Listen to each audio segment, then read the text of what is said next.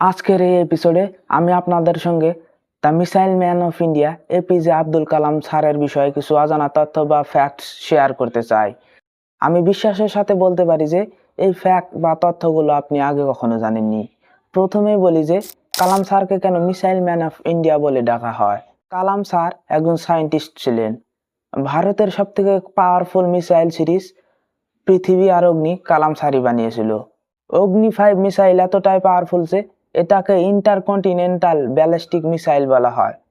ভারত এই মিসাইল দ্বারা এক মহাদেশ থেকে আর এক মহাদেশ পর্যন্ত হামলা করতে পারে। এত পাওয়ারফুল মিসাইল পৃথিবীর খুব কম দেশের কাছে আছে, যার মধ্যে ভারতও একটি। আর এজন্যই সম্মান জানিয়ে বা ভালোবেসে এপিজে আব্দুল কালাম স্যারকে মিসাইল ম্যান অফ ইন্ডিয়ার টাইটেল দেওয়া হয়েছে। 2 নাম্বার, কালাম স্যার পাইলট হতে চেয়েছিল। ইন্ডিয়ান এয়ারফোর্সে যোগদান করার জন্য সে পরীক্ষাও দিয়েছিল, কিন্তু লিস্টে তার পজিশন 9ম স্থানে ছিল এবং সিট খালি ছিল 8টা। মাত্র অল্পর জন্য তার পাইলট হওয়ার স্বপ্নই রয়ে যায়। এরপর এপিজে আব্দুল কালাম ডিআরডিওতে যোগদান করে। ডিআরডিও হলো এমন একটা সংস্থা যেটি ভারতীয় সেনাবাহিনীর জন্য অস্ত্র বানায়। আর ওখান থেকেই ডক্টর এপিজে আব্দুল কালামের মহান হওয়ার যাত্রা আরম্ভ হয়। 3 নাম্বার, এপিজে আব্দুল কালামের নামের আগের অংশ অর্থাৎ এপিজের অর্থ হলো আবুল পাকির জয়নাল আবদিন।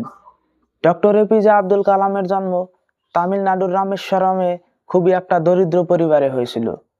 সে তার ফ্যামিলিকে সাপোর্ট করার জন্য ছোটবেলায় রেলওয়ে স্টেশনে নিউজ পেপার পর্যন্ত বিক্রি করত। এপিজে আব্দুল কালামের ভারতের প্রতি এত অবদান রয়েছে যে ওটার প্রতি লক্ষ্য করে ভারত সরকার তাকে নানা রকম সম্মান দিয়ে সম্মানিত করেছে। এর মধ্যে উল্লেখ্য কয়েকটি হলো যে এক প্রকারের প্লান্ট বা গাছ যেটা শুধু ওয়েস্ট বেঙ্গলে পাওয়া যায়, তার সায়েন্টিফিক নাম আব্দুল কালাম স্যারের নামেই রাখা হয়েছে, অর্থাৎ এই গাছটির নাম ড্রাইপিটস কালামি রাখা হয়েছে। এর উপরই ভারতের উড়িষ্যা রাজ্যের একটা আইল্যান্ড যেটার নাম একসময় হুইলার আইল্যান্ড ছিল, ওটার নাম পাল্টিয়ে আব্দুল কালাম আইল্যান্ড রাখা হয়েছে। আজ ভারতের যত পাওয়ারফুল মিসাইল আছে সব কয়েকটি কিন্তু ওই আইল্যান্ডেই টেস্ট করানো হয়। ভারত সরকার এপিজে আব্দুল কালামকে ভারতের highest civilian award Bharat Ratna দিয়েও পুরস্কৃত করে। তো আজকের এই এপিসোডে এই পর্যন্তই। যদি এপিসোডটি ভালো লেগে থাকে তাহলে আমার চ্যানেলটি সাবস্ক্রাইব করতে ভুলবেন না।